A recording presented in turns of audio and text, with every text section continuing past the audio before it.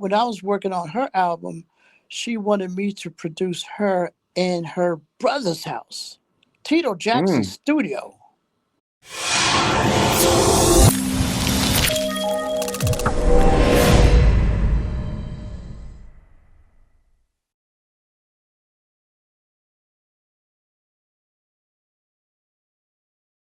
So when you guys started recording the first album? When did you guys start working on it?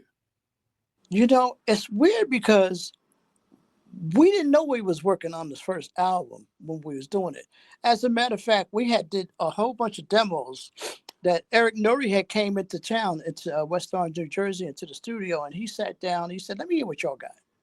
So Mm. we just started hitting them in the head, hitting them in the head, hitting them in the head with song after song after song after song, right? Mm-hmm. And he was like, "Okay, I want this one, this one, this one." He picked all of these songs for the first album, right?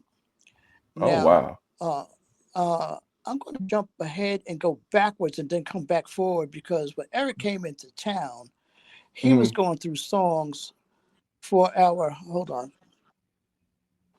he was going over songs for the first Surface record, right? But in the Right. meantime, because we were writers, before we actually did the deal with Surface, he wanted me to write some songs for Rebbie Jackson at the time. So we did a song called Reaction, which was the title track of one of her albums.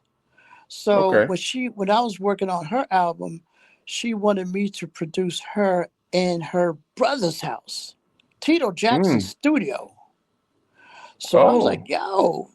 yo, let's do this. I love me some Tito. I love the Jacksons anyway because I came up with them. Right. So Sure. I flew out to California and moved, and went up to Tito's house up in Encino, California, into Yeah. this luxurious mansion up on the hill. And it was just Mm. gorgeous. And, to get into the studio, you had to go and get, entered in through the gates and stuff like that. And then he had a little stream going around his house, and it was up right on top of the mountain. So you had to walk over a small little bridge to get in there. And then once you walked over the bridge, you could go straight into the house, but we had to go left. And he cut steps out down the mountainside, and they went down around the house and then it moved over to the right. So we was all the way on the back of the house, but sort of he cut the studio out of the side of his house, out of the mountain. And Oh so then wow. you walked into that area, and then you walked into the studio. I walk in the studio with Reby, and we walk in, and out of this elevator came Tito and his wife, Dee Dee. I'm like bugging. You know what I mean? I'm like, Right. yo, this is crazy. Me growing up with Tito, and I had a little secret thing. Every time I saw Tito, I said, man, I wish I looked like that dude right there because he was sharp looking to me.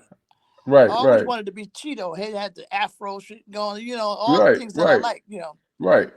But anyway, here he is. I'm in his studio producing his sister, who freaked me out anyway because she looked just like Michael, and she had that Hmm. soft Jackson voice and everything. I was just Right. bugging. So we got that project off, and then so now I'm going to move back forward. So then all of a sudden, now that to talk about no writer stuff, but actually doing a record deal, we did the record deal and didn't have no place to record at the time. So I called up Reby. I said, Reby, do you think we can call up Tito and ask him if we can cut our record in his studio over there?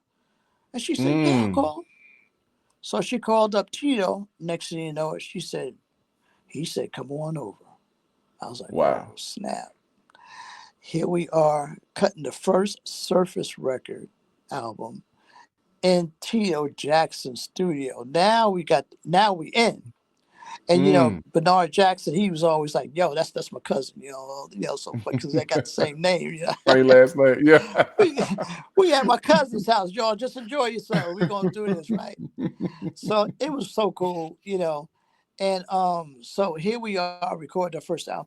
Now Hmm. he had this other keyboard player that was his partner at the time, and I Hmm. happened to notice him. And one time I came in and I heard him really playing all this beautiful, beautiful music. Right? Hmm. And so I came over to Tito. I said, "Hey Tito," I said, "Is it okay if I ask Sal Benford if he could play on our records and kind of arrange our records, like, with his little spice he had, right? Because he had a Mm-hmm. nice little touch. Okay. And Tito said, "Yeah, it's cool." So I went over to Vasal and said, "Vasal," I said, "Vasal, you know, we do our music, but we need somebody to kind of put arrangements on the top of it with the little synthesizers and stuff." So we Mm-hmm. added him to the record, and we would write the songs and put down the songs between me and Dave. And Mm-hmm. sometimes Bernard he played bass and guitar too on one of the songs. Oh, And then really? we'd have him come in after us. Yeah, Bernard's a musician too, plays keyboards, bass, and and Yeah. guitar. And so here comes Vasal on the top of our music, putting all this beautiful spice all over our music, turning it into Mm. something totally different. To Mm. us it was different, because it added an extra little flavor that we couldn't do. Mm-hmm. We were good musicians, but we did tracks Right. and we can write a song.